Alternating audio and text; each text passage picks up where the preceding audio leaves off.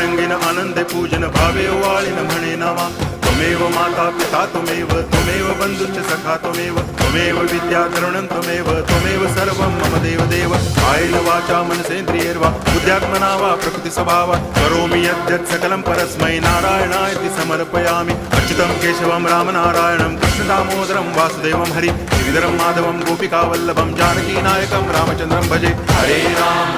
Ram